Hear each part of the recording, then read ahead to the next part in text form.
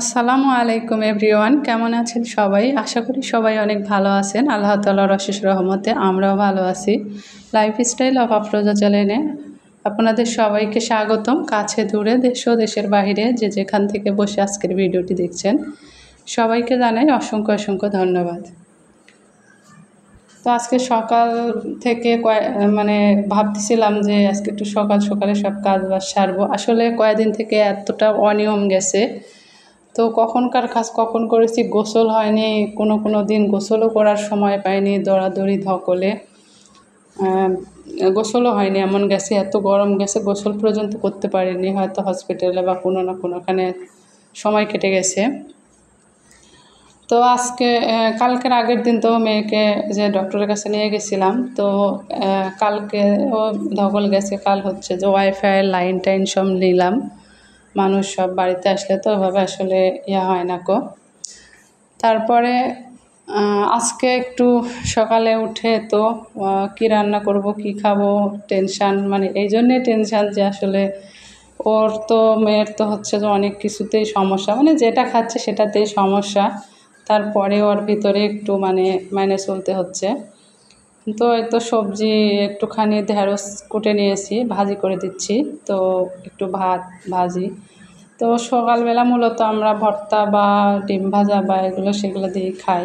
তো ওর যেহেতু সমস্যা, ডিমটাও ওভাবে দিচ্ছি না, যে কিছুদিন পরে দিই, আগে সুস্থ হোক।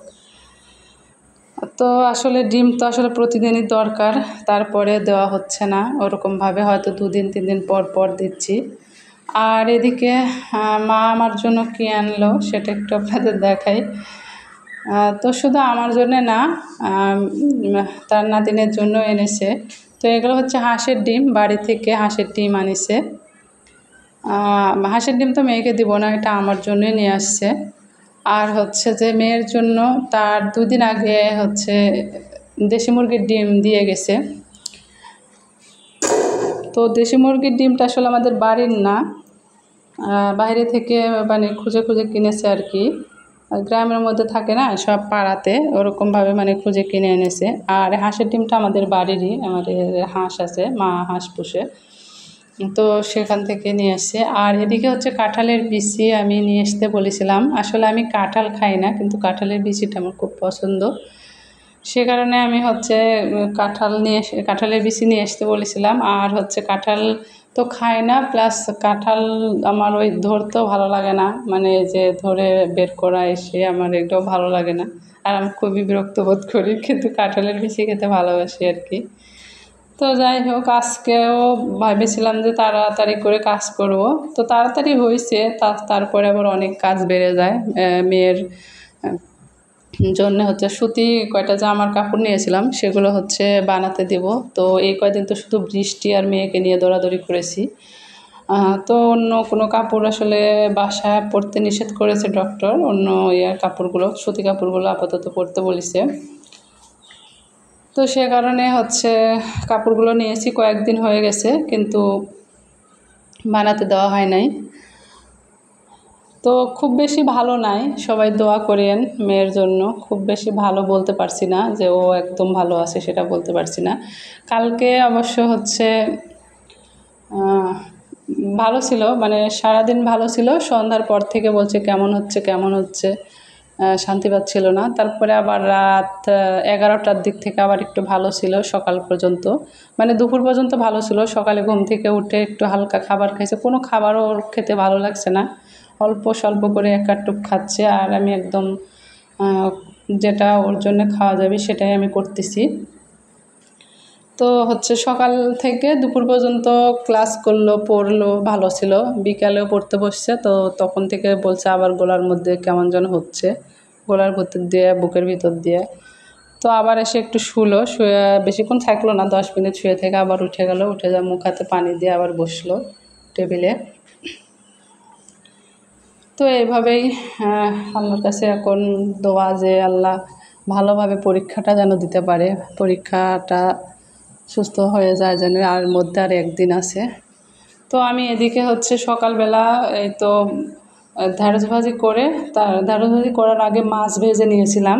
মা কালকে মাছও নিয়ে এসেছিলো, তো এই মাছগুলো ভেজে রেখেছিলাম, যেহেতু আমি বাসায় ফ্রিজ আনিনি এখানে, তো ভেজে রেখেছিলাম। সেগুলো আবারও সকালে একটু ভেজে নিলাম, নিয়ে অফ ক্যামেরায় যে আলু সিদ্ধ করে নিয়েছিলাম, তো এই আলুটা দিয়েই যে একটু ঝোল করব মাছটা। আর তেমন কোনো খাবার দিতে ডক্টর মানা করছে, বলছে প্রয়োজনে না খেয়ে থাকবে, তবুও কিছুদিন একটু এভাবে চলতে হবে। বিকালের যে নাস্তা এটা ওরা কোনো কিছুই দিচ্ছে না একদম।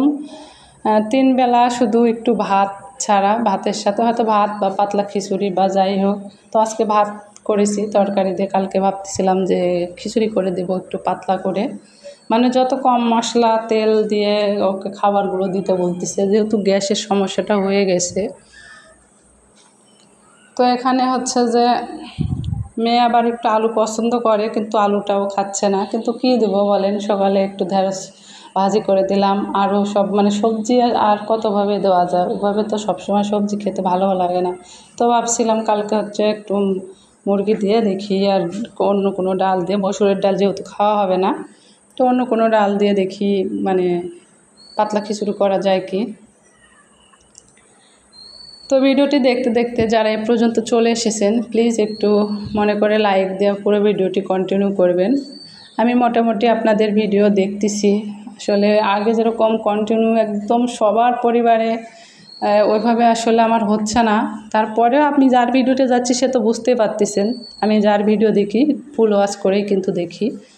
আমি কোনো এই যে সবাই একটা কথা বলে না, যে সবাই ভিডিওতে বলে যে প্লিজ টেনে টেনে দেখবেন না, ভিডিও টেনে, আমার এটা মাথায় আসে না, টেনে কেন দেখবি? টেনে দেখলে তো আসলে ক্ষতি।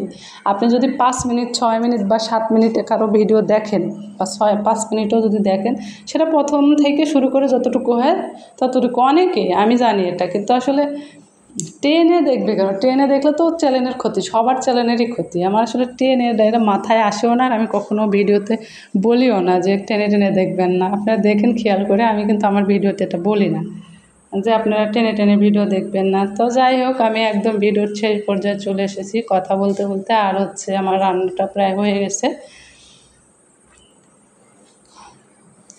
তো আমার চ্যানেলে যদি নতুন কোনো বন্ধু ভিজিট করে থাকেন, তাহলে বলবো প্লিজ আমার চ্যানেলটিকে সাবস্ক্রাইব করে আমার পাশে থাকবেন, একটি কমেন্ট করে যাবেন। আমিও আপনাদের কমেন্ট ধরে আপনাদের পরিবারে চলে যাব এবং আপনাদের ভিডিও ফুল ওয়াচ করব। তো এদিকে আমার রান্নাটা হয়ে গেছে, আর আমার ভিডিওর একদম শেষ পর্যায়ে চলে এসেছি। তো সবাই ভালো থাকবেন, সুস্থ থাকবেন, আল্লাহ হাফেজ।